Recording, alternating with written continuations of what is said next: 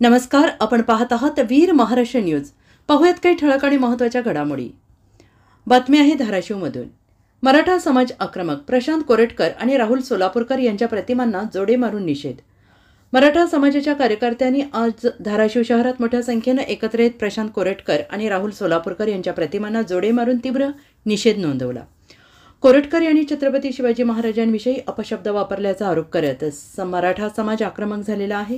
सकल मराठा समाजाच्या वतीने सांगण्यात आले की महाराजांचा अपमान कदापि सहन केला जाणार नाही आणि या प्रकरणी संबंधितांवर कठोर कारवाई करण्याची मागणी करत लवकरच पोलिसांमध्ये अधिकृत तक्रार दाखल करण्यात येणार आहे। आणि या आंदोलनादरम्यान मराठा समाजाच्या कार्यकर्त्यांनी जोरदार घोषणाबाजी करत सरकारच्या भूमिकेचा निषेध केला आहे आणि त्यांनी राज्य सरकारकडून या प्रकाराची दखल घेण्याची मागणी केली आहे।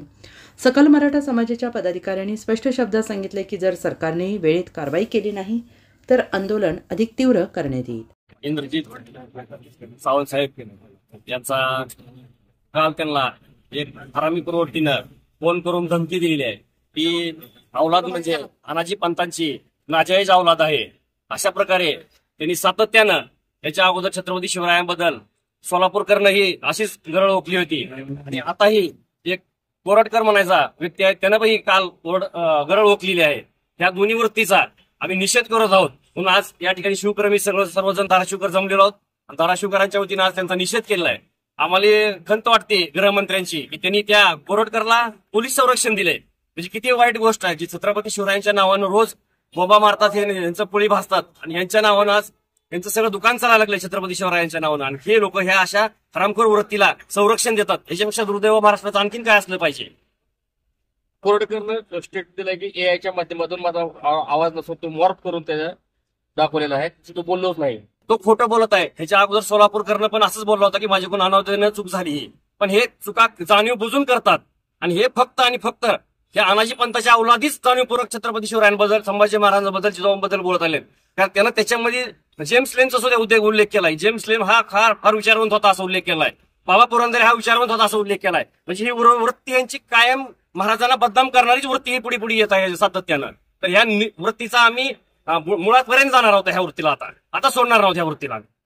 शिवप्रेमी म्हणून आम्ही आज सगळेजण या मनुस्मृती सद्वृत्ती असणाऱ्या व्यक्तींचा निषेध करण्यासाठी आम्ही सगळेजण इथे जमलेलो आहोत। नागपूरवरून एक व्यक्ती इतिहासाचं काम करणार आहे इंद्रजीत सावंत सरांबद्दल एक धमकीची भाषा बोलत असेल आणि सगळ्यात अजब गोष्ट याच्यात काय आहे तर गृहमंत्री, महाराष्ट्राचे गृहमंत्री सावंत सरांना संरक्षण देण्याच्या ऐवजी जण धमकी दिली, त्याला संरक्षण देतात। ही खरं तर सगळ्यात निंदनीय गोष्ट मला त्या ठिकाणी वाटते।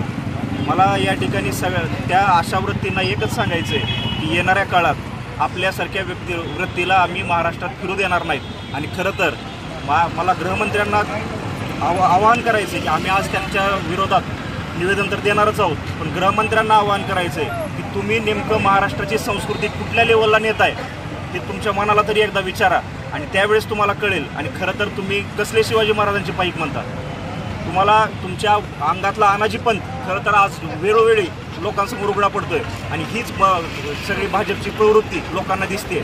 त्याच्या आम्ही निमित्तानं आम्हाला वाटतं।